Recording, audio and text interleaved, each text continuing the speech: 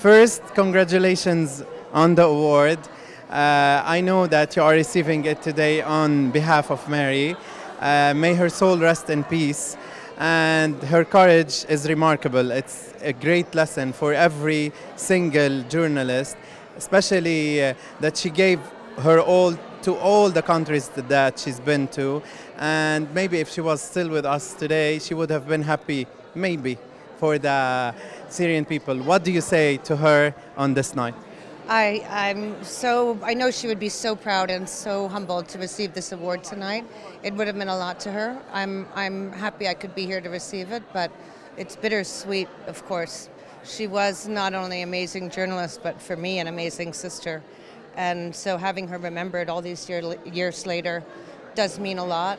A lot of the young women journalists have come up to me and said Marie is their idol or an inspiration to them. And I think that would probably be what's most important to Marie, that her legacy is being carried on through these younger journalists.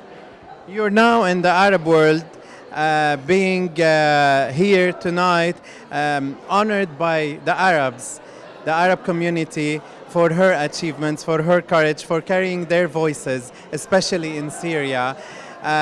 What is the message that you would like to pass between people, between the nations, and that has no boundaries? The journalism that she used to teach to pass to everyone. So Marie really cared so much about the people of this region.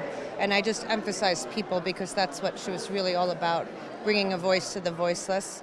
And for me, I feel particularly close to the Syrian people who have been so kind and supportive to my family in the U.S. at Marie's death and since then.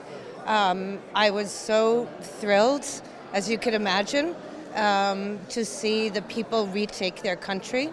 And I only hope that they can overcome this current period of difficulty and really form a country that they can have peace and prosperity and happiness, which I know is all anyone wants. I know Marie would want that for them, and I'm really appreciative to the Syrian people that they haven't forgotten her. Last but not least, for every young journalist that is just starting her career, specifically women, in these harsh conditions, what would be your message to them and Marie's message to them? So I did start a foundation in Marie's honor, and one of the things we do is to train young journalists. I myself am not a journalist, but I've had the benefit of joining in a lot of those seminars. And I would say, more than anything, be careful. Hone your writing skills. Do it locally at where you're from. Don't jump into a war zone before you're ready. And just have in mind what your particular focus wants to be.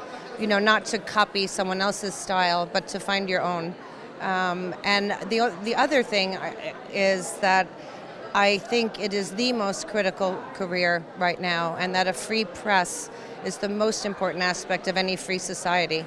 And so I would encourage them all to follow their dreams and their passions, but safely.